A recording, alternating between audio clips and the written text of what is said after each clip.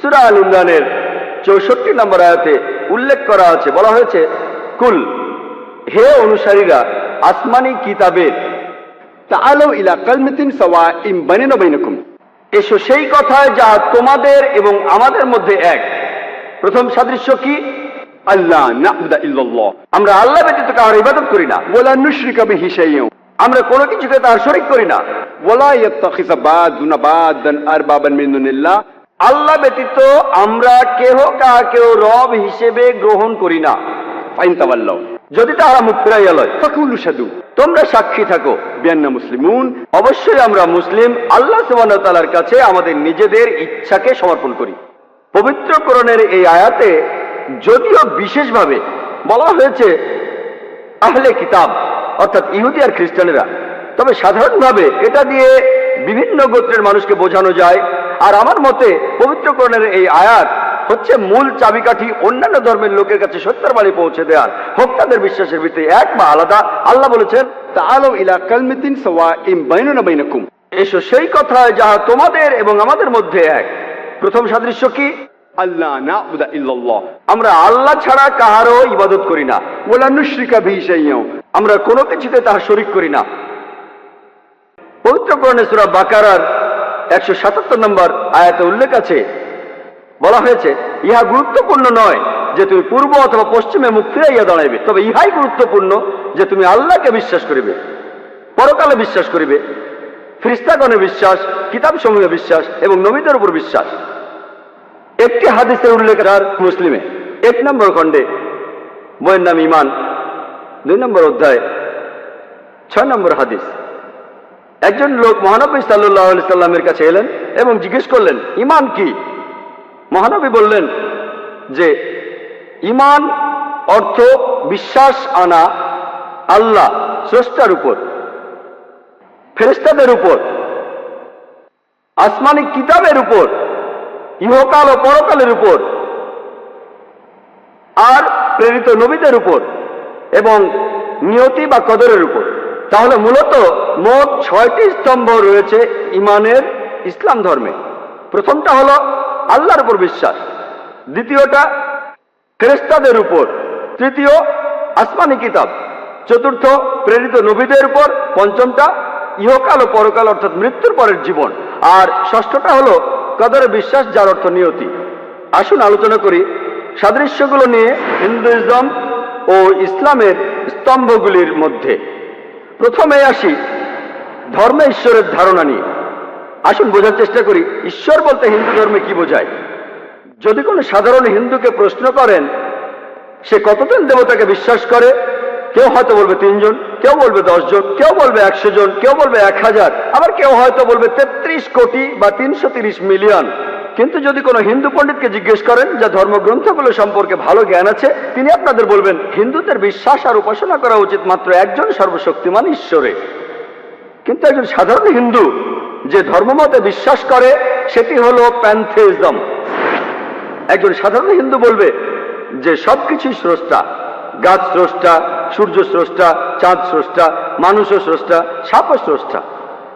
আর আমরা মুসলিমরা বলি সবকিছুই স্রষ্টার। স্রষ্টা শব্দটার সাথে একটা র অক্ষর আছে। সবকিছু স্রষ্টার, গাছ স্রষ্টার, সূর্য স্রষ্টার, চাঁদ হলো স্রষ্টার, মানুষ স্রষ্টার, সাপও হলো স্রষ্টার। তাহলে প্রধান পার্থক্যটা হলো একজন সাধারণ হিন্দু আর সাধারণ মুসলমানের মধ্যে, যে একজন হিন্দু বলবে সবকিছু স্রষ্টা আর মুসলমানরা বলি সবকিছু স্রষ্টার। স্রষ্টা শব্দটার পরে একটা র আছে। প্রধান পার্থক্যটা হলো র অক্ষরটা। যদি আমরা এই পার্থক্যটা দূর করতে পারি, যদি এই র অক্ষরটা পার্থক্য দূর করতে পারি, তাহলে হিন্দু আর মুসলমানরা এক হতে পারবো। হিন্দু ধর্মগ্রন্থগুলির মধ্যে একটি পবিত্র গ্রন্থ হলো উপনিষদ। ছান্দোগ্য উপনিষদে উল্লেখ করা আছে 6 নম্বর অধ্যায় 2য় পরিচ্ছেদের 1ম অনুচ্ছেদে বলা হয়েছে, একম এবিদিতিয়ম। এটা একটা সংস্কৃত উদ্ধৃতি যার অর্থ স্রষ্টা মাত্র একজনই, দ্বিতীয় কেউ নেই। এটার উল্লেখ আছে শ্বেতাসূত্র উপনিষদে 6 নম্বর অধ্যায়ের 9 অনুচ্ছেদে, না চা সে কসিজ জনিতা না চদিপা, তার কোনো প্রভু নেই, তার কোনো মালিক নেই, সর্বশক্তিমান স্রষ্টার কোনো বাবা মা নেই, তার কোনো মা নেই, তার কোনো বাবা নেই, তার চেয়ে বড় কেউ নেই। এটার উল্লেখ আছে শ্বেতাসূত্র উপনিষদের 4 নম্বর অধ্যায়ের 19 অনুচ্ছেদে, न तस्य प्रतिमा अस्ति। যার অর্থ স্রষ্টার কোনো প্রতিকৃতি নেই, সর্বশক্তিমান স্রষ্টার কোনো প্রতিমূর্তি নেই। এছাড়া বলা হয়েছে শ্বেতাসূত্র উপনিষদে 4 নম্বর অধ্যায়ের 20 নম্বর অনুচ্ছেদে, স্রষ্টা হলেন নিরাকার, কেউ তাকে চোখ দিয়ে দেখতে পায় না, কেউ চোখ দিয়ে তার আকৃতি দেখতে পায় না। আর হিন্দু ধর্মগ্রন্থগুলির মধ্যে সবচেয়ে জনপ্রিয় হল ভগবদ গীতা। এটার উল্লেখ আছে ভগবদ গীতায় 7 নম্বর অধ্যায়ের 20 নম্বর অনুচ্ছেদে। সেই সব লোক যাদের বিচার বুদ্ধি কেড়ে নিয়েছে জাগতিক আকাঙ্ক্ষা, তারা অপদেবতার উপাসনা করে। ভগবদ গীতা 7 নম্বর অধ্যায়ের 20 অনুচ্ছেদে বলছে যে সব জড়বাদী লোকেরা তারা অপদেবতার উপাসনা করে আর মূর্তি পূজা করে। হিন্দু ধর্মগ্রন্থগুলির মধ্যে সবচেয়ে পবিত্র হল বেদ। যজুর্বেদে উল্লেখ আছে 32 নম্বর অধ্যায়ের 3 নম্বর অনুচ্ছেদে, न तस्य प्रतिमा अस्ति। স্রষ্টার কোনো প্রতিমূর্তি নেই, সর্বশক্তিমান ঈশ্বরের কোনো প্রতিমূর্তি নেই, তিনি কখনো জন্মাননি, তারই উপাসনা করা উচিত। যজুর্বেদে উল্লেখ করা আছে 40 নম্বর অধ্যায়ের 8 নম্বর অনুচ্ছেদে, সর্বশক্তিমান ঈশ্বর নিরাকার এবং পবিত্র। যজুর্বেদে আরো উল্লেখ আছে 40 নম্বর অধ্যায়ের 9 অনুচ্ছেদে, अंधात्म प्रविशन्ति या असंमूर्ति उपास्ते। আন্ধাত্মা, যার অর্থ অন্ধকার, প্রবিশান্তি অর্থ প্রবেশ করা, আর আসাম্বতি অর্থ প্রাকৃতিক বস্তু যেমন আগুন, বাতাস, পানি। তাহলে যজুর্বেদের 40 অধ্যায় 9 অনুচ্ছেদ বলছে তারা অন্ধকারে প্রবেশ করে যারা প্রাকৃতিক বস্তুর পূজা করে, যেমন আগুন, পানি, বাতাস ইত্যাদি। এখানে আরো উল্লেখ আছে তারা আরো অন্ধকারে প্রবেশ করে যারা পূজা করে সাম্মতি, অর্থাৎ মানুষের তৈরি বস্তু যেমন টেবিল, চেয়ার, মূর্তি ইত্যাদি। এছাড়াও উল্লেখ আছে অথর্ববেদে 20 নম্বর গ্রন্থ 58 নম্বর অনুচ্ছেদের 3য় পরিচ্ছেদে, देव महा असि। সৃষ্টিকর্তা হলেন সুমহান। আর বেদগুলির মধ্যে সবচেয়ে পবিত্র হল ঋগ্বেদ।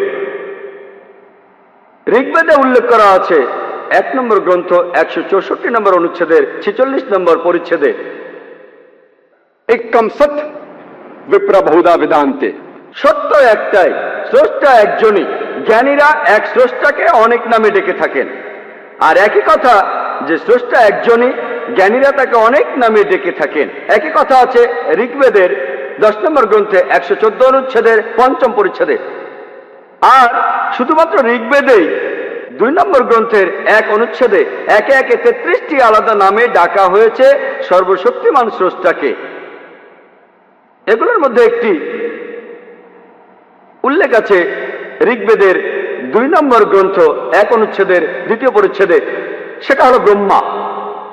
ব্রহ্মা শব্দটার অর্থ সৃষ্টিকর্তা। শব্দটার যদি আরবি করেন অর্থ দাঁড়ায় খালিক। মুসলমানদের কোনো আপত্তি থাকবে না যদি কেউ বলে সর্বশক্তিমান ঈশ্বর হলেন খালিক বা সৃষ্টিকর্তা। কিন্তু যদি কেউ বলে সর্বশক্তিমান ঈশ্বর সৃষ্টিকর্তা, তার 4টি মাথা আছে, প্রত্যেক মাথায় একটি করে মুকুট, আমরা মুসলমানরা প্রবল আপত্তি জানাবো।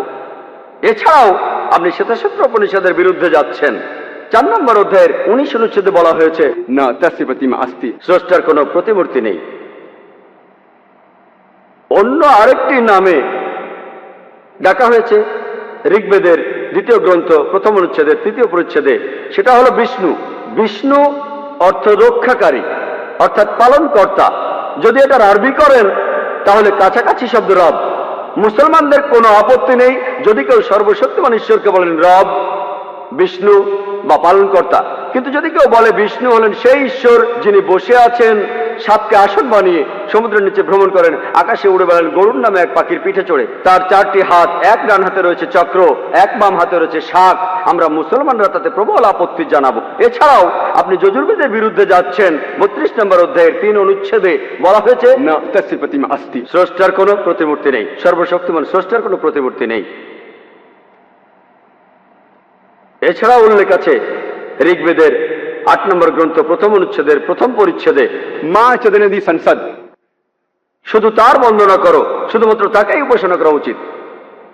ঋগ্বেদে উল্লেখ আছে 6 নম্বর গ্রন্থ 45 নম্বর অনুচ্ছেদের 16 পরিচ্ছেদে, या एक इत मुष्टि ही। শুধু তার বন্দনা করো, শুধুমাত্র তাকেই উপাসনা করা উচিত। আর ব্রহ্মসূত্র সেখানে এই কথা বলা হয়েছে, एकम ब्राह्म द्यूत नास्ते नहना नास्ते किंचन। ভগবান একই হে, দুসরা নেহি হে, নেহি হে, নেহি হে, জরা ভি নেহি হে। ঈশ্বর মাত্র একজনই, দ্বিতীয় কেউ নেই, কেউ নেই, কেউ নেই, কখনো কেউ ছিলও না। তাহলে আপনারা হিন্দু ধর্মগ্রন্থগুলি পড়লে হিন্দু ধর্মের ঈশ্বরকে বুঝতে পারবেন। আর এই আল্লাহ শব্দটা পৃথিবীর বেশিরভাগ প্রধান ধর্মগ্রন্থেই উল্লেখ করা হয়েছে, এমনকি হিন্দু ধর্মগ্রন্থে উল্লেখ আছে। যদি ঋগ্বেদ পড়েন 2 নম্বর গ্রন্থ 1 নম্বর অনুচ্ছেদের 11 পরিচ্ছেদে সর্বশক্তিমান ঈশ্বরের একটি বৈশিষ্ট্যের কথা আছে। ঋগ্বেদের 2 নম্বর গ্রন্থ 1 অনুচ্ছেদের 11 পরিচ্ছেদে, সেটা হলো আল্লাহ। আর যদি সংস্কৃত ডিকশনারি পড়েন, হিন্দু ডিকশনারি, বলা হয়েছে আল্লাহ সৃষ্টিকর্তার একটি নাম। এছাড়াও আরো আছে, সৃষ্টিকর্তাকে বলা হয়েছে আল্লাহ।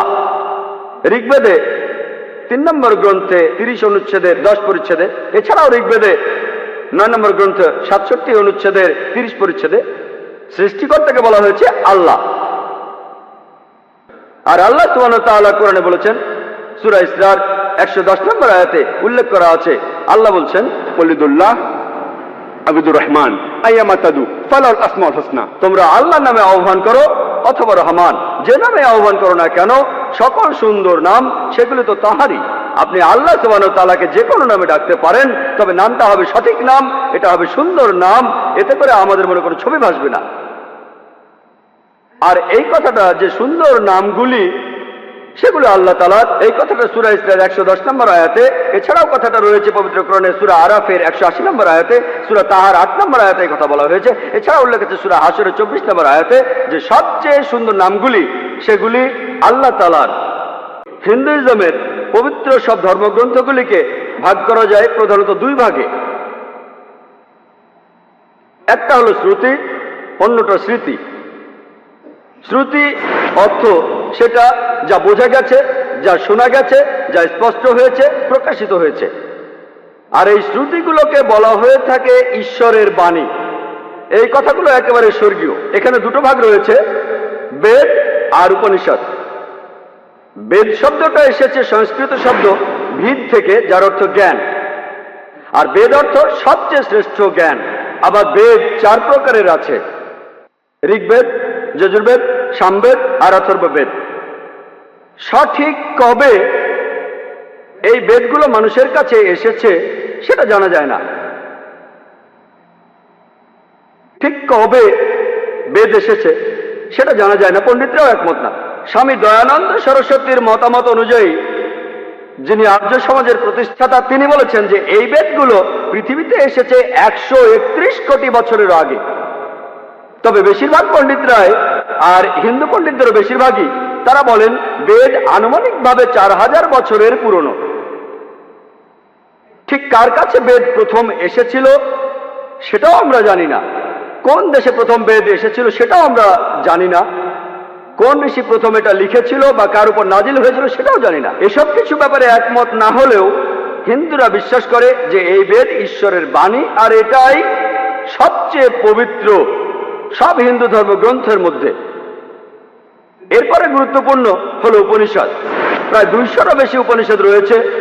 ইন্ডিয়ানরা বলে উপনিষদের সংখ্যা 108টি। আর এগুলোর মধ্যে প্রধান হলো, কেউ বলে 10টি, কেউ বলে 12টি। আর রাধাকৃষ্ণন 18টি উপনিষদকে বলেছেন প্রধান উপনিষদ, তার বইতেও লিখেছেন। আর অন্য ধরনের পবিত্র গ্রন্থগুলো, এগুলো হলো স্মৃতি। স্মৃতি অর্থ যেটা স্মরণ করা যায়, অর্থাৎ মেমোরি। আর স্মৃতি, এগুলো শ্রুতির চাইতে কিছুটা কম পবিত্র। এই স্মৃতিগুলো ঈশ্বরের কাছ থেকে আসেনি, এগুলো মহান স্রষ্টার বাণী নয়, এগুলো লিখেছেন মানুষরাই। এখানে লেখা আছে বিভিন্ন নিয়ম কানুন, যে একজন মানুষ কিভাবে জীবন ধারণ করবে, এগুলোকে বলা হয় ধর্মশাস্ত্র। স্মৃতিগুলোর মধ্যে রয়েছে ইতিহাস। সেই অসাধারণ মহাকাব্য দুটির কথা বেশিরভাগ ইন্ডিয়ানই জানেন। একটা হলো রামায়ণ, যেটাতে শ্রীরামচন্দ্রের গল্প রয়েছে, এটাও বেশিরভাগ ইন্ডিয়ানই জানেন। অন্যটা হলো মহাভারত, যেখানে গল্পটা হচ্ছে সিংহাসন নিয়ে জ্ঞাতি ভাইদের মধ্যে যুদ্ধ, অর্থাৎ পাণ্ডব আর কৌরব। এছাড়াও এখানে শ্রীকৃষ্ণের গল্প বলা হয়েছে। আর আমাদের বেশিরভাগ ইন্ডিয়ানরা এই মহাভারত পড়েছেন। ধর্মগ্রন্থগুলির মধ্যে সবচেয়ে জনপ্রিয় হল ভগবদ্গীতা। ভগবদ্গীতা হল মহাভারতের একটি অংশ। এতে 18টি অধ্যায় আছে। এগুলো হলো ভীষ্ম পর্বের একটি অংশ। 25 নম্বর অধ্যায় থেকে 42 অধ্যায়, মহাভারতের 18টি অধ্যায় আছে। এখানে শ্রীকৃষ্ণ কিছু উপদেশ দিয়েছেন অর্জুনকে যুদ্ধের ময়দানে। অন্য পবিত্র গ্রন্থ হলো পুরানা। পুরানা অর্থ প্রাচীন, হিন্দিতে বলি পুরানা হ্যায়, পুরানা প্রাচীন, তাহলে পুরানা অর্থ প্রাচীন। এগুলো খুবই জনপ্রিয়। আর মহর্ষি ব্যাসদেব তিনি পুরানার 18টি অধ্যায় লিখেছেন। এখানে ঈশ্বর আর দেবতাদের নিয়ে গল্প রয়েছে, কিভাবে বিশ্বজগৎ সৃষ্টি হয়েছে সে কথাও বলা হয়েছে। পুরাণাগুলির মধ্যে প্রধান একটা হলো ভবিষ্য পুরাণা, ভবিষ্যতের কথা বলা হয়েছে। এছাড়াও অনেক ধর্মগ্রন্থ রয়েছে, যেমন মনুস্মৃতি, মনুরাহীন। এছাড়াও অনেক ধর্মগ্রন্থ, তবে সবগুলোর মধ্যে সবচেয়ে পবিত্র হিন্দু ধর্মগ্রন্থ সেটা হলো বেদ। যদি কোনো কথা বেদের সাথে না মেলে তাহলে বেদকেই মানতে হবে। বেদ সবচেয়ে উপরে।